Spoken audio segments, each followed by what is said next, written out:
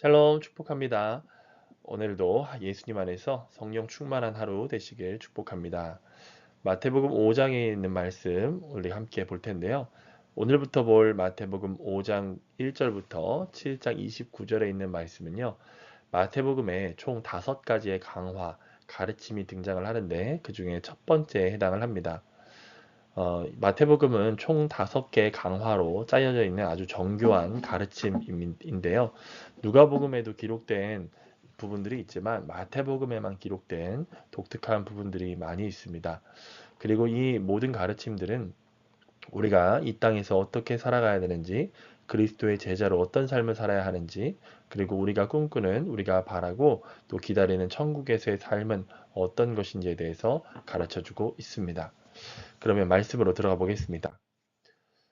마태복음 5장 1절부터 16절까지인데요. 한 절씩 읽으면서 설명해 드리겠습니다. 예수께서 무리를 보시고 산에 올라가 앉으시니 제자들이 나온지라. 지금 이 1절 부분에서 두 가지 단어가 등장하죠. 무리와 제자입니다.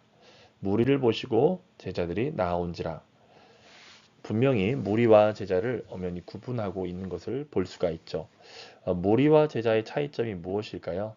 팔복에 있는 말씀에도 나오지만 순종에 있습니다.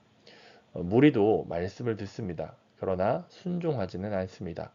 하지만 제자는 말씀을 듣고 순종하는 자가 바로 제자가 되는 것입니다. 2절 말씀에 입을 열어 가르쳐 이르시되 심령이 가난한 자는 복이 있나니 천국이 그들의 것이미요.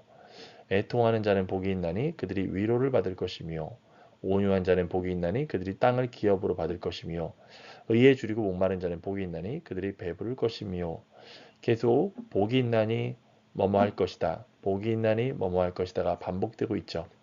여기서 복이 있다는 의미는 헬라어에서 마카리오스라는 단어인데요. 은혜를 받음으로 부러워할 만한 위치에 있는 신자를 의미한다고 합니다. 원어 성경에 보면은 이 복이 있나니 마카리오스가 제일 먼저 등장을 하죠. 계속 읽어보면 긍휼히 여기는 자는 복이 있나니 긍휼히 여김을 받을 것이며 마음이 청결한 자는 복이 있나니 그들이 하나님을 볼 것이며 화평하게 하는 자는 복이 있나니 그들이 하나님의 아들이라 일컬음을 받을 것이며 의를 위하여 박해를 받는 자는 복이 있나니 천국이 그들의 것임이라. 이 모든 복들, 이 모든 복들의 특징은 영적인 복이라는 것입니다. 또 관계적인 복이라는 것이죠. 우리가 알고 있는 복의 개념과는 다소 다른 것을 볼 수가 있습니다. 눈에 보이는 가시적인 것, 그리고 당장에 얻을 수 있는 복이 아니라 장차 얻게 될 복이라는 것입니다. 그러나 분명히 얻게 될 것이라는 것을 단정해서 말씀하고 있죠. 오히려 이 복을 받는 사람들은 이 땅에서는 인내하고 또 고난을 당하고 아픔을 겪는 것을 우리는 말씀을 통해서 볼 수가 있습니다. 그러나 그들에게는 영원한 천국, 영광이 기다리고 있을 것이라는 것을 반복해서 말씀하고 있지요. 나로 말미암아 너희를 욕하고 박해하고 거짓으로 너희를 거슬러 모든 악한 말을 할 때에는 너희에게 복이 있나니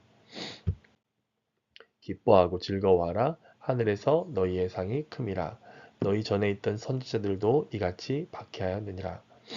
과거에서부터 현재에 이르기까지 예수 그리스도를 하나님을 신실하게 믿었던 자들은 동일하게 고난을 당했다는 것을 말씀하고 있죠. 이런 고난을 당했던 사람들은 어떤 삶을 살았기에 고난을 당했을까요? 그 다음 말씀해 보면 너희는 세상의 소금이니 소금이 만일 그 맛을 잃으면 무엇으로 짜게 하리요? 후에는 아무 쓸데없어 다만 밖에 버려져 사람에게 밟힐 뿐이니라. 너희는 세상의 빛이라. 산 위에 있는 동네가 숨겨지지 못할 것이요 사람이 등불을 켜서 말 아래에 두지 아니하고 등경 위에 두나니 이러므로 집안 모든 사람에게 비치느니라. 이같이 너희 빛이 사람 앞에 비치게 하여 그들로 너희 착한 행실을 보고 하늘에 계신 너희 아버지께 영광을 돌리게 하라. 제자들은 세상 속에서 살면서 세상과 구별된 존재로 살아갔기 때문에 그들의 모습은 세상에서 비난받고 때론 조롱받고 또 때로는 매력적으로 보이기도 했다는 것입니다. 세상은 본래 내어야 할 맛을 잃어버렸습니다. 하나님께서 원래 창조했던 세상의 빛이 아름다운 모습이 어둠에 쌓여있게 되었습니다. 그러나 제자들은 그러한 세상 속에 살아가면서 소금과 빛으로 세상에서 다른 모습을 보여줘야 한다고 말씀하고 계시죠. 그래서 첫 번째로는 천국의 백성은 곧 그리스도의 제자이다라는 것을 묵상해 보았습니다. 아랍의 무슬림인이었던 이스칸다르 야디드 목사님이라는 분이 계신데요.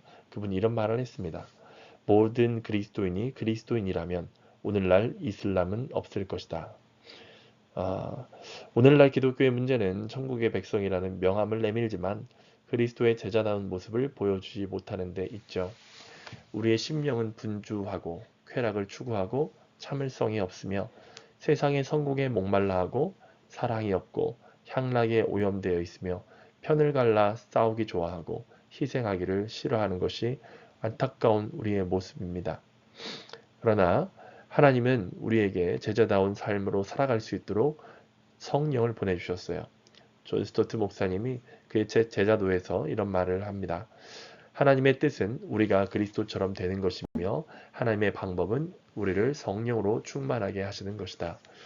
우리는 할 수 없지만 성령으로 충만할 때 우리가 그리스도인답게 팔복의 삶을 누리는 우리가 되기를 축복합니다. 또 제자들은 세상 속에서 드러난다고 말씀하시죠. 그리스도의 제자는 교회에서 얼마나 봉사와 신앙생활을 열심히 하는가에 따라 판가름되는 것이 아닙니다. 우리가 속한 세상인 가정, 직장, 우리의 이웃들에게 어떤 모습으로 비춰지는지가 중요한 것이죠. 교회는 세상에 대한 공동체의 면모를 보여주어야 합니다. 초대교회를 연구했던 앨런 크레이더의 말처럼 이상하지만 매력적인 사람들이 되어야 되죠.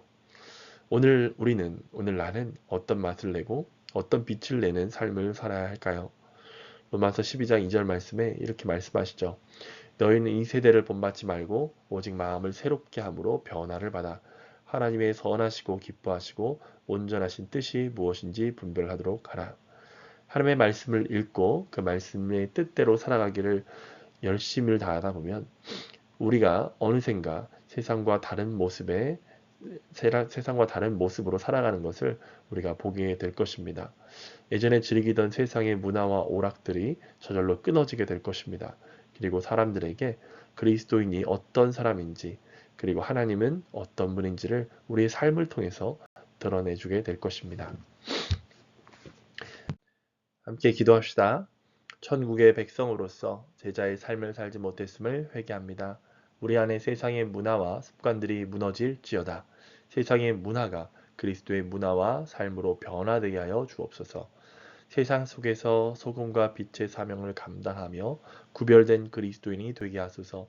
오늘 성령으로 충만하여 그리스도를 더욱 따를 수 있도록 도와주소서.